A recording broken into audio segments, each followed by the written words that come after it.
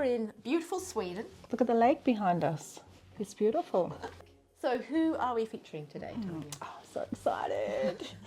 One of my, it's a bit of a fangirl interview really. This is one of my favourite authors, Lucy Treloar. Yes. And now Lucy, can't ice skate at the moment, can she?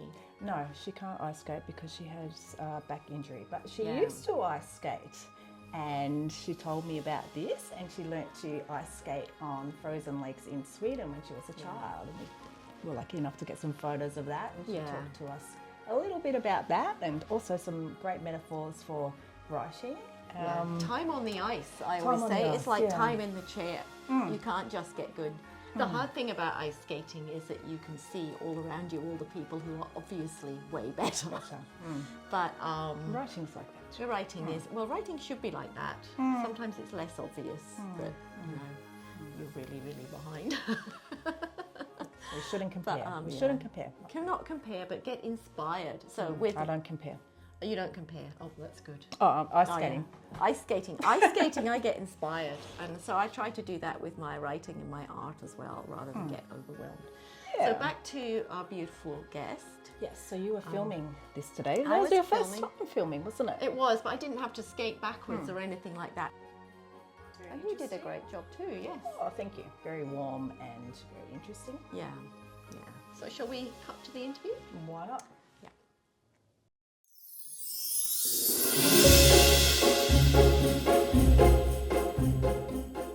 Hi Lucy, welcome to Writers on Ice. On this occasion we're overlooking the ice at beautiful Ice HQ. Today I wanted to talk mostly about your beautiful new novel, Days of Innocence and Wonder. So could we start with you telling us a little bit about the new book? My new book. Days of Innocence and Wonder is about a young woman called Till who is living in the aftermath of the loss of a childhood friend and trying to come to terms with that grief and trauma, and about the incident that becomes the catalyst for her moving, fleeing Melbourne and moving interstate, and about the life that she builds in a station in a kind of remote, abandoned town in South Australia, and the things that unfold while she's there. Awesome. So I wanted to ask you about that actually. One of the many, many things I love about your writing is the settings, in particular the abandoned places. Yeah, I don't consciously think I must go and find an abandoned place, but when I'm trawling around the internet, I often end up gravitating towards these sorts of places, and I find them incredibly compelling. And when I came across these railway stations, which there are quite a few of in South Australia, I thought, my next book. And it just is as quick as that. And it's always a setting that is the catalyst for a new novel for me. And so the minute I could, I headed off to South Australia to track down a railway station that would be the suitable site for this particular novel. And then one of these places, a place of abandonment, always suggests so much to me in a plot sense. You know, who might be living there? Why might they have moved there? What things might happen there? It's the series of questions that unfold, and it seems to come out of place, which has a metaphorical resonance for me too. Yes, it's always, it's a story of this place. What happened? Where did they leave? Yeah. So I was going to ask you about your research. So when you say you went driving to find the place, was that just kind of random, or? I whenever I'm heading off, I start out thinking, oh, maybe my partner would like to come. He'd like to come for a nice drive. And the closer it gets to the time, I just think, oh no, that will be a disaster because of the way I travel. When I'm out driving, doing research, it's this extremely random thing, and I'm constantly slowing down and taking photographs and doubling back and then thinking, hang on, that place 20 kilometres back. I better go and check that out again. But this particular town I came across completely by accident, just driving up a highway, World's End Highway it's called. World's End. And as soon as I saw how empty it was, I just thought, fantastic, there's got to be a railway station here. I could see the silos. So there's always a railway station where there's silos, and went and found the station. And I just thought, this is it. This is the place that I have to write about. Yeah, and so I think from that moment there's a sort of documentary process for me that I take a lot of photographs. I start making notes. What's the voice? What kind of language will I be using to describe a place? How does it feel? I guess I'm documenting the way I feel about the place as well. Yeah, so it feels like the places are like characters themselves in the book. Kind of. I think of places like the third pillar of a novel. So there's people, plot, place. I guess, yeah. People. I was going to ask you which comes first for you. So setting always comes first. Yeah. And then people and then plot. Plot's the it's my least good thing, and it's the thing I sort of think about last. I just wait for that to unfold a bit. The other thing I wanted to ask about, the point of view in Days of Innocence and Wonder. It's a really interesting choice of narrative voice that you went with. Yeah, so in effect it's almost like there's two narrative voices in this. There is the narrator, that first person narrator, who is observing closely the interior life of Till, who is the main character. So it feels, I started out writing it as a close third person, and I kept on breaking down because I usually write in first person, but this third person narrator seemed a little bit voyeuristic to me in an uncomfortable, creepy way. And I was thinking about how I could overcome that, not only in the technical sense, but how I could feel comfortable about writing, because I kept on breaking down in the writing while I was doing that. And so I came up with this idea of this fragmentary consciousness as the first person narrator, telling the story, sort of as if she's spying on Till a little bit. I think if you start with that first person voice and then change to third or whatever, it feels closer. It felt really, it felt close but distant at times, and it just worked so well. We're big fans of dogs here at Writers on Ice, so I wanted to ask about the dogs in your books. There's always a dog in your book. In Wolf Island, it was Girl. Yeah. I know, Girl. And Hurtle. And in Days of Innocence and Wonder, it's Birdie. So how important was the dog? She's important as a kind of emotional support in some ways. She's someone that she can interact with when she's basically a reasonably solitary person. So there is that side of it. But the other thing that having a dog in a book like that, where there's someone who's on their own quite a bit of the time, is that there can be a little bit of breakup of dialogue. Not that the dog's going to talk back, but Till talks to Birdie quite a bit, and Birdie, does dog things in response. So that feels like a sort of human-dog interaction. Enlivens it somehow, I think. Yeah, if I hadn't had Birdie there, I think I would have had to introduce people faster. I thought about it quite a bit. I just thought, I'm doing another dog book. What am I going to do? I just had to do that. But I'm setting myself a little task not to write dogs into my next book. Oh, no. But I'm already thinking, why would you not have a dog? It just seems like a normal state of existence to me to have a dog around. Yes, I agree. It would be strange. It would, to not have a dog. I read this somewhere, so I hope it's true, that you got a contract for Salt Creek before you'd actually finished writing it. I did. So that's really unusual, I think, especially for debut fiction, especially in this country. So how on earth did that? I'm not surprised, but how did that come about? No. Well, the longer story about that is that there was this prize called the Writing Australia Unpublished Manuscript Prize that Hannah Kent won the first year and sold Burial Rights. And the second year I won it, and that was the end of the prize. And no one wanted to publish my book. But I had already decided, to move on, just to be a big girl and move on. And I had just started writing Salt Creek. I had 5,000 words of Salt Creek. And lovely Alex Craig from Pan Macmillan said, we can't publish that manuscript, the other one, but what else have you got? And so we sent it out here's 5,000 words. And she said, great, that's the book. Fantastic. We'll publish that. Can you have it done by the end of the year? And that's how I got that contract. So I think it was on the basis that I could evidently finish a book, and I had an idea for another book. So what was the one that won the prize? It was a book called The Things We Tell Ourselves. Oh. It was an expat novel set in Cambodia, very romantic. But they just said, yeah, we like the book. All the publishers said, we like the book, but we can't publish expat novels. They don't sell.